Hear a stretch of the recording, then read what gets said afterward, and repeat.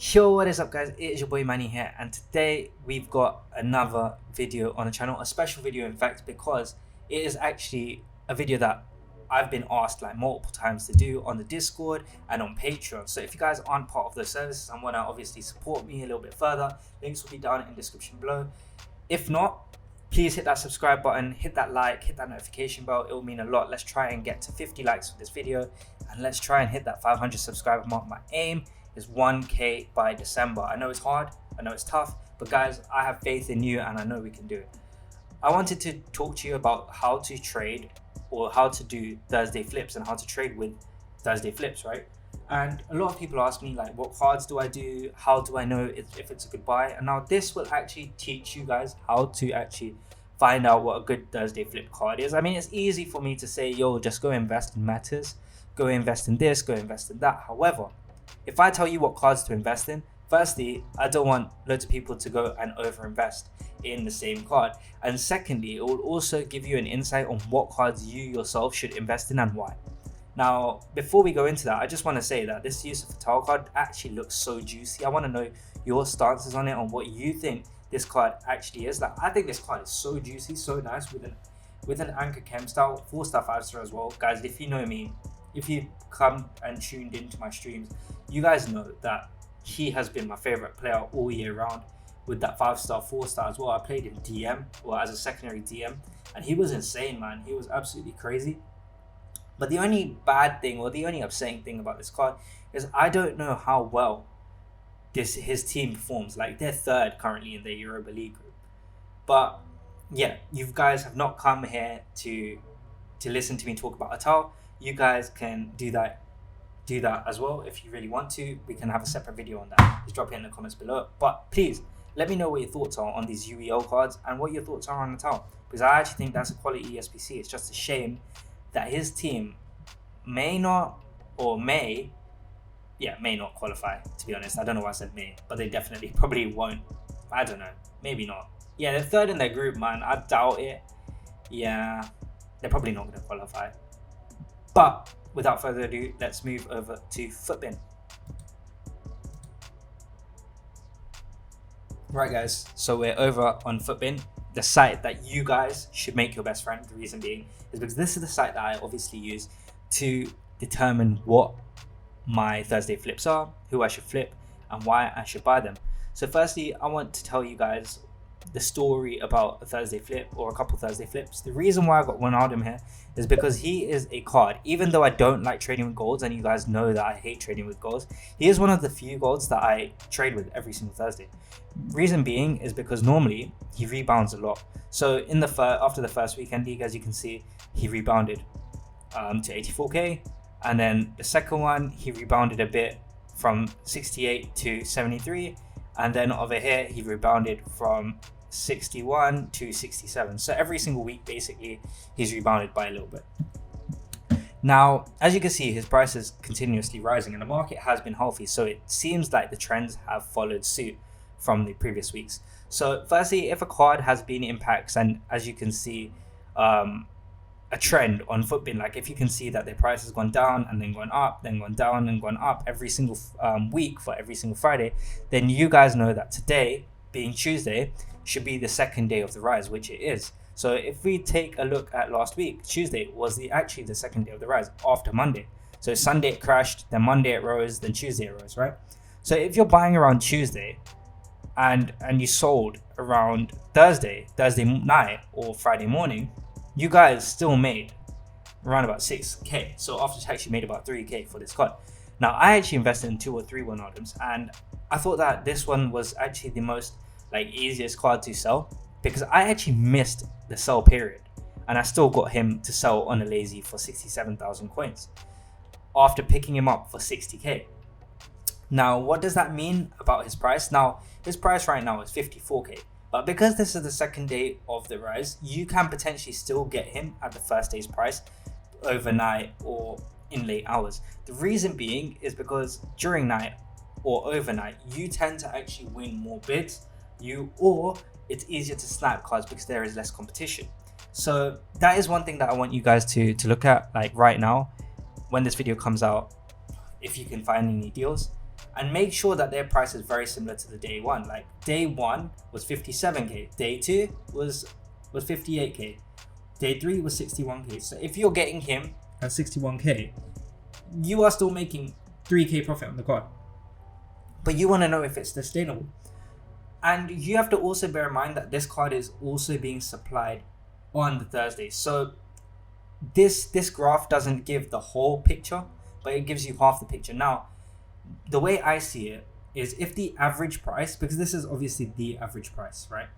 The average price on Footband is saying that it is slightly higher on Thursday and Friday, right? However, the average price also indicates if there has been a mass supply.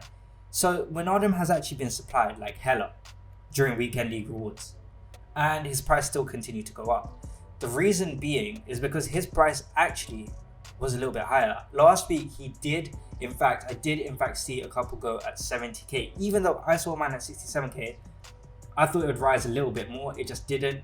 I sold it on the lazy, on the decline. I sold it on the Saturday, to be fair, and it was still, even though like over here I sold it like early hours Saturday where it says 67k here, I sold it then, but I saw it as high as 72k, right? So that tells me that there was a period on that Thursday after supply or before supply, his price crushed down to probably around about 61, 65, 62k, and it having also been 72k, what the ones that I have seen, it just showed me that okay, it averages out to 67,000, which is the graph that you're seeing on Footband. So I want you guys to take that with a pinch of salt. If you do see this graph, if you do see an increase, you can 100% expect the price to go down in the morning when it is being supplied or mass supplied, and then go up as the day progresses. And we always see this. I mean, Thursday flips alone, you can make 100k just by investing in the morning at the right time. But this video is there not to say go and buy at the last time, because the problem is buying at the last minute, you will see so much competition, you will see so much demand, it will be so hard for you to snipe these cards with good chem styles.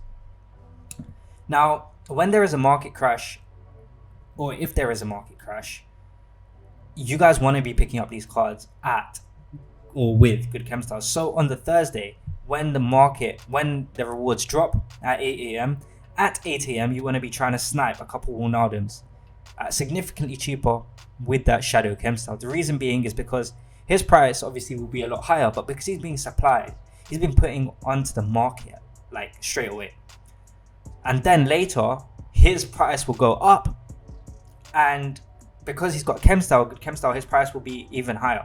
So that is just like, okay, an extra thing if you guys really wanted to do, and if you're awake at 8 o'clock in the morning in UK time. Now, that is just an example of Wijnaldum. Other cards that I think that you should look at is if you go to players, you go to popular. This I always do. You want to actually pick up a card that you like. So for example, over here, let us look at Allen, right? So Allen is a card that I wouldn't recommend just because he's gold, his rating and demand. Like as you can see, he has a slight rise from Tuesday into Thursday, and then he declines, right? So that's when he gets supplied. He gets supplied on Thursday, and then no one really wants him because no one really uses him for weekend league anymore. His price goes down, right? So this just shows you that what a not in demand card or a not meta card could happen, like could be the consequences, if that makes sense. This basically shows you the consequences of a non-meta card or buying a non-meta card at peak times. So that is why you don't want to pick up cards like Allen, you don't want to pick up cards like Richarlison, as they are not part of the meta anymore. However, cards like Wijnaldum, who is obviously still one of the best secondary DMs or midfielders after Kante in the Premier League, you're just like, you know what, yeah bro, 50k for him is not bad, and he's an 85 rate, so that is honestly not bad. Dembele as well, same with him, he is another card that you can look to see on the rebound. However, Allen is just not one of them, and you, by going into popular, by going into the graph, you want to see if these cards have dropped in demand or dropped in price, right? So as demand increases, his price has actually fallen because his supply is way too high. Sissoko is another one, right? He's meant to be meta, but he's 79 rated, and every time he's supplied, right? Look, Thursday gets supplied. Look at his price, man. 33k gets supplied at 48k, and then all of a sudden his price is back down. His price goes up for Thursday, yeah, and then Friday, and then look, it just comes shooting back down. And then the next week, from Thursday, this is the weekend that everyone wanted to use him, by the way. Over here, no one wanted to use him, price goes down. Okay, over here, comes supply on Wednesday, Thursday, price goes down. So every time a non-meta card like this gets supplied, his price just goes down. So what you want to do is actually look at the fully meta cards. So low rated meta cards is something that I would not recommend for a Thursday flip. A high meta card or a card out of packs is something I would recommend. Like for example, this card is out of packs. Gomez is extremely low. He is one card that I would definitely look at. Fernandez as well. I don't know if I like his card because he might be getting a secondary inform. But let's look at this example. Let's look at Saint-Maximin, right? Thursday, his price is always going up anyway because he's out of packs, right? But his price comes down on Wednesday, a Monday, Tuesday, and then his card absolutely flies for weekend league on Thursday, Friday, and then it drops on Sunday. So the sell-off on Saturday and Sunday, and it flies. And this happens every single week. Look, his price flies on a Wednesday, Thursday, and drops on a Saturday, Sunday. Then flies Monday, Tuesday, Wednesday, Thursday, now drops, and it is already back on the incline. So cards like Saint-Maximin, you can see a pattern, you can see a clear pattern, and I just want you guys to understand that. Look, if this card's got a pattern, look at his rise. From, he's out of packs as well, so there is no supply for this card, there's only demand. So firstly, look at this card, right? He is being picked up on, say if you pick him up on Thursday, right? Sell him on Friday. His card went up by 7k, right? You need 15k to make tax. But on the Saturday, he's gone up to 308k. That is way in excess of that 15k. So what you really want to do is you want to try and get him, as I said earlier, you want to try and get him as close to that day one drop price as possible, which is 275. You picked him up at 275, you guys are chilling if you can sell him at 300k. You guys are getting that extra 10k profit, which is insane, right? Obviously, if you hold him from then to there, it is crazy. But also, look at this. He dropped to 326. He's risen again, and he's 362, right? That's his peak, 362. He dropped again to 348. He's gone back, and he's at 349, which just shows me that right now, his price is 357. He's gone up 8k since yesterday, right? If you can get him around about that 350k mark, you know, following the trends, that this card is going to go up by another 30k just because of his supply and just because of his demand. So he's got no supply and he's got high demand. His price is going to keep on rising, especially if this guy's not going to get another inform. So I would definitely look at this card. Another card that I would look at is this Joe Gomez. We picked him up. We just saw him at 415, right? He's already jumped up to 426. I can't believe it. Like 11k in the space of 14 minutes. That's probably because someone quick sold him. But if someone not quick sold him but listed him just to get rid of, if someone did that, that also shows you that there's a lot of opportunities here with this card. Now 426, yeah, I think for this card is an absolute bargain. Firstly, because look, after his drop off, yeah, his price at 426 last week, which is the same price as it is now, bear in mind, rose all the way to 490. But thing is, this is the first like proper week where we will see that this card has been fluctuating a lot. But I want you guys to look at this card and just be like, you know what, his price is completely like justified. 426 for this card. If you compare him to Kyle Walker, he's 200k cheaper. Compare him to Laporte, he's 100k cheaper. He's the cheapest option, and in fact on Footband he is rated 10 out of 10. So he is apparently the best centre back in the game, apparently, according to Footband. And that is saying something. That is honestly saying something. And to get him at the same price as what it was yesterday, slightly lower in fact, I think if you can get him for 420, that is a good buy. You can probably see him go up to 460. Now guys, another thing that I want to show you guys is these road to the finals. Now these road to the finals will be out of packs as well on Fridays. So you probably could pick these cards up on the Thursday. Like these cards could go down further after rewards, but you will see them probably rise. Now this Griezmann, for example, is in packs and he has just gone down in price continuously for the last 2 days.